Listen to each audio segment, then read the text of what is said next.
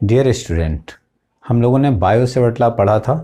अब Biot-Savart law की एक एप्लीकेशन है स्ट्रेट करंट कैरिंग वायर से मैग्नेटिक फील्ड कितनी बनेगी उसके लिए फार्मूला डिराइव कर सकते हैं बायो-सेवर्ट लॉ की मदद से। तो यहाँ पर आप एक स्ट्रेट वायर इमेजिन कीजिए। ये भी हो सकता है कि वो वायर फाइनाइट लेंथ का हो और बाद में हम उसको इनफाइनाइट लेंथ के लिए डिराइव कर देंगे। तो पहले फाइनाइट लेंथ का एक वायर लेते हैं और ये वायर है जिसमें करंट फ्लो हो रही आई, और इससे आर डिस्टेंस पर कोई यहाँ पर पॉइंट है पी पॉइंट, यहाँ पर मैग्नेटिक फील्ड फाइंड करनी। तो एक छोटा सा अगर हम करंट एलिमेंट लें, यहाँ पर इस करंट एलिमेंट की लेंथ dl है, आई इसमें करंट है, आई dl is the current element. इससे ये जो डिस्टेंस है इसको हम r मान लेते हैं और पॉइंट P वायर से x डिस्टेंस पर है। ओके,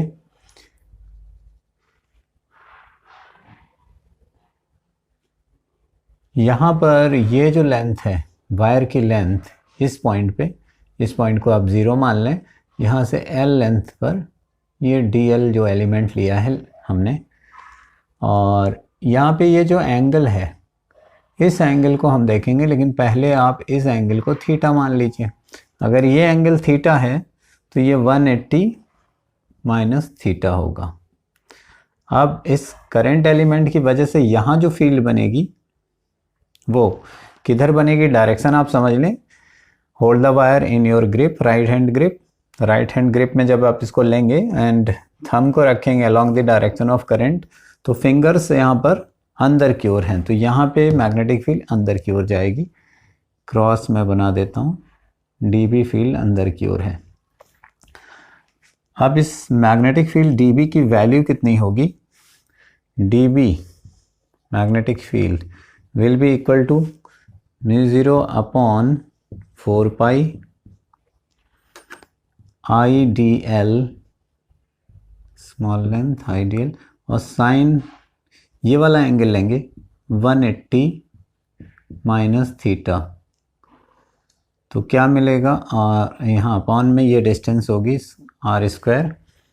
तो इसको हम फिर से लिखें तो μ0 upon 4 pi I D L sine theta. 180 minus theta में 180 छोड़ दिया जाएगा, थीटा रहेगा, और यहाँ पर r स्क्वायर। ये मैग्नेटिक फील्ड है स्मॉल करंट एलिमेंट आईडीएल की वजह से। फिर जो टोटल फील्ड होगी यहाँ पर वो इंटीग्रेट करनी पड़ेगी पूरे वायर से, जितनी इसकी लेंथ है इधर से यहाँ तक। तो लेंथ को इंटीग्रेट करने के बजाय हम इस एंगल की बात कर लेंगे कि एंगल इधर कितना है और नीचे की ओर कितना एंगल है। तो इस एंगल को हमें ज़रूरत पड़ेगी, तो इसको हम पहले ही फाई मान लेते हैं। ओके, तो आप यहाँ पर फील्ड निकाल सकेंगे। अगर इस एंगल को फाई लेंगे तो आप देखेंगे कि थीटा और फाई का जो सम होगा वो 90 डिग्री होगा। तो इससे थीटा रिप्लेस किया जा सकता है, यहाँ पर थीटा की जगह तो हम रिप्लेस कर सकते हैं μ0 upon 4 pi I D L sine 90 minus phi upon r square. μ0 upon 4 pi, यहाँ पे आई डी एल, और साइन की जगह हो जाएगा cos phi upon r square. Okay, तो dB की एक नई वैल्यू आपको मिलती है इस एंगल के टर्म्स में। अभी यहाँ पे इंटीग्रेशन जो है यहाँ पे dl के विद रेस्पेक्ट में होगा। तो यहाँ पर हम टोटल फील्ड की बात करें, ऐसे बहुत से करंट एलिमेंट होंगे आइडियल यहाँ पर, यहाँ पर, यहाँ पर। तो अगर ये वाला जो वायर है इसका कहीं पर एंगल बन रहा है, इधर की ओर जो एंगल है वो फाई 1 है, पूरा एंगल ये ऊपर की ओर, और नीचे जो एंगल है वो फाई 2 है, पूरा ये वाला एंगल यहाँ से यहाँ तक नीचे, यहाँ से ऊपर फाई 1 और इधर नीचे फाई 2। तो इन दोनों एंगल्स के बीच हम इंटीग्रेट कर सकते हैं उसको। तो total magnetic field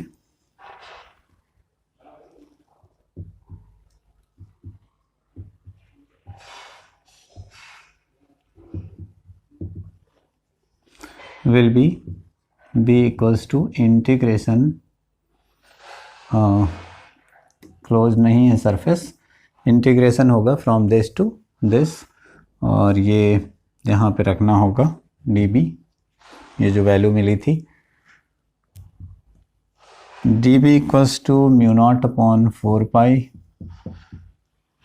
I D L upon R square और कॉस फाई। अभी इंटीग्रेशन dl के रेस्पेक्ट में है, जबकि हमें एंगल के रेस्पेक्ट में चाहिए, तो हम यहाँ पे वैल्यूज़ जो भी इसकी L1 L2 लेंथ है फ्रॉम 0 0 यहाँ पर है, तो नीचे प्लस L1 होगी L2, और ये सॉरी माइनस L2, और यहाँ पर प्लस L1, इस तरह से लेंथ ले सकते हैं। तो L1 से L2 के बीच आपको इंटीग्रेट करना है, लेकिन आप इसको एंगल में चेंज कर सकते हैं।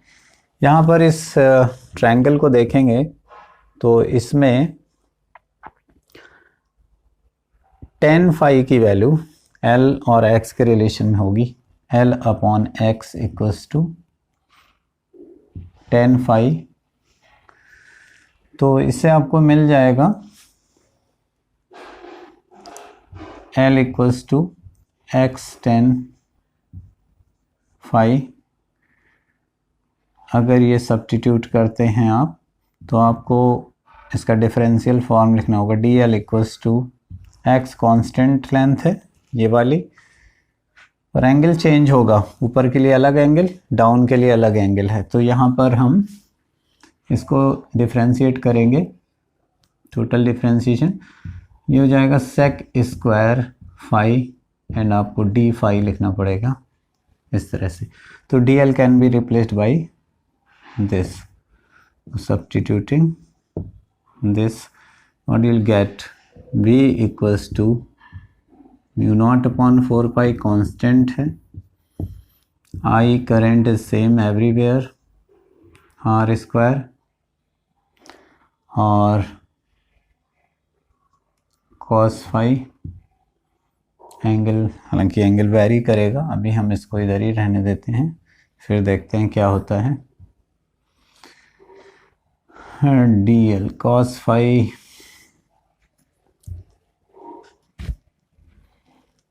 यहाँ पे dl है, dl की जगह मैं लिख देता हूँ x sec square phi d phi, और ये लास्ट वाला cos फाई। तो आपको क्या मिलेगा, mu naught upon 4 pi I R square x sec square phi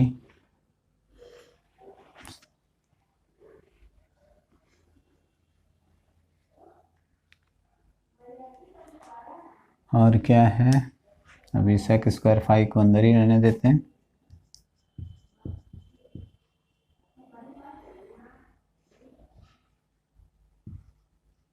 d phi cos phi. R square भी अलग अलग लेंथ के लिए वैरी करता है, तो आर स्क्वायर को हम अंदर ही रहने देते हैं, और आर स्क्वायर की वैल्यू पुट करेंगे। आर स्क्वायर को क्या लिख सकते हैं, एक तो आपने ये वैल्यू पुट की हुई है, लेकिन अब आप आर स्क्वायर की वैल्यू भी पुट कर सकते हैं। आर स्क्वायर, इस ट्रायंगल में देखेंगे कि आर का रिलेशन क्या एक्स के साथ बनाया जा सकता है, यानी कैन से लिख लेता हूँ मैं, cos phi equals to X upon are,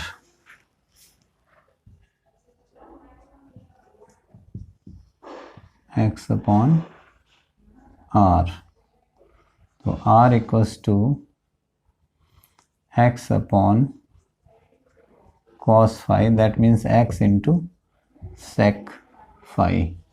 तो हम यहाँ पर r की वैल्यू ये वाली रख देते हैं, तो हमें क्या मिलेगा,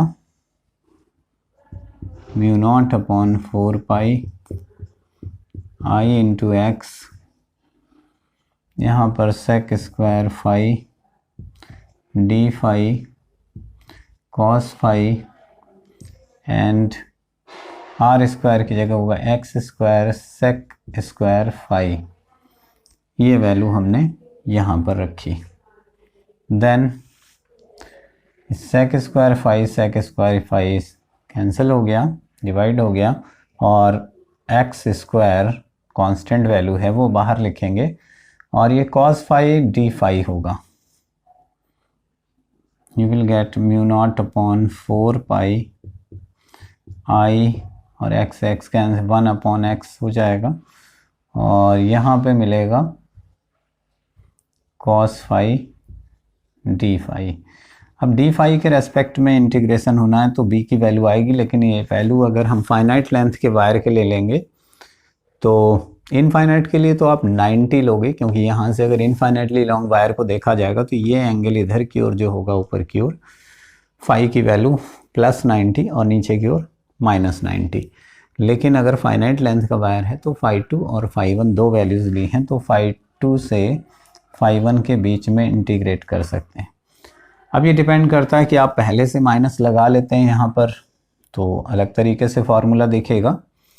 अगर पहले से आप यहाँ नेगेटिव नहीं लगाते हैं तो इंटीग्रेट होके क्या मिलने वाला है, mu naught upon 4 pi I upon x, और कॉस का इंटीग्रेशन साइन आएगा साइन फाई, और यहाँ पे वैल्यू होगी फाई 2 फाई 1, दो एंगल्स के बीच में इंटीग्रेट हो रहा है। तो अब ये अपर लिमिट और लोअर लिमिट को इसमें पुट करेंगे तो बाय एल्गोरिदम आपको पास माइनस साइन बीच में आएगा, और फिर इसको आप लिख लेंगे। थोड़ा सा बोर्ड पे मुझे कुछ इरेज करना पड़ेगा, मैं यहाँ पर इसको इरेज कर देता हूँ, ठीक है।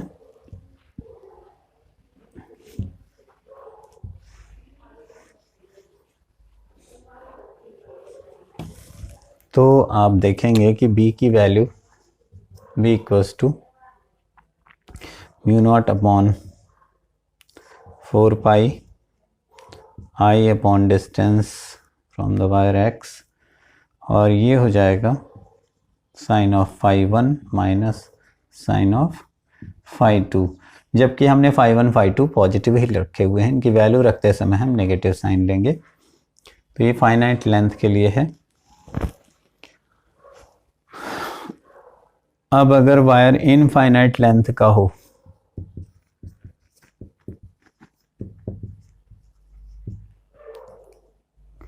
इनफाइनाइट लेंथ, तो फिर फाई 1 की जो वैल्यू होगी वो प्लस फाई 2 रखनी होगी, और फाई 2 की value minus pi by 2 phi 1 की वैल्यू प्लस में और ये नेगेटिव में। तो इन वैल्यूज़ को हम इसमें रखेंगे, तो b इक्वल्स टू होगा mu naught upon 4 pi I upon x, और यहाँ पर साइन 90 पाई बाई 2 माइनस फिर साइन माइनस पाई बाई 2। ये वैल्यू 1 होगी और ये माइनस 1 होगी।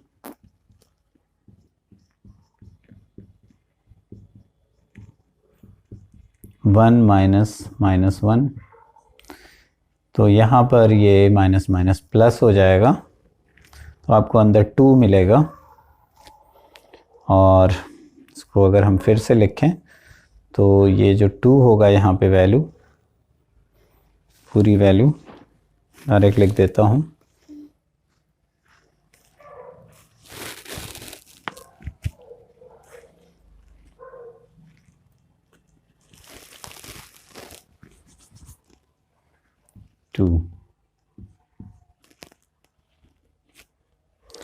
तो ये 2 से ये कैंसिल हो जाएगा,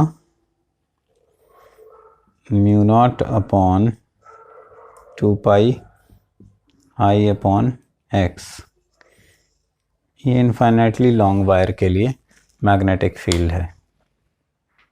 okay,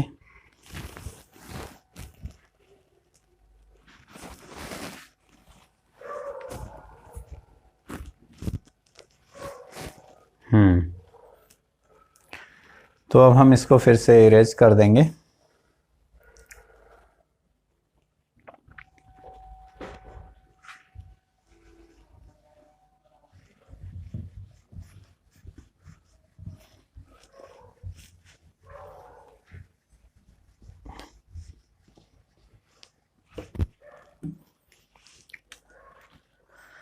mu naught upon 2 pi I upon x. अगर यहाँ पे आप देखें, अगर कोई वायर है इनफाइनाइटली लॉन्ग, तो इसमें अगर आई करंट होगी और इसकी आर डिस्टेंस पर हम कहें कि कितनी फील्ड होगी, तो you can calculate B equals to, you can use the formula B mu naught upon 2 pi I upon R. यही चीज़ आप अगर एम्पियर सर्किट लॉ से डिराइव करेंगे तो बहुत आसानी से फार्मूला आ जाएगा 3 और 4 स्टेप्स में। तो एम्पियर सर्किट लॉ पढ़ने के बाद हम लोग इसको दोबारा डिराइव करेंगे।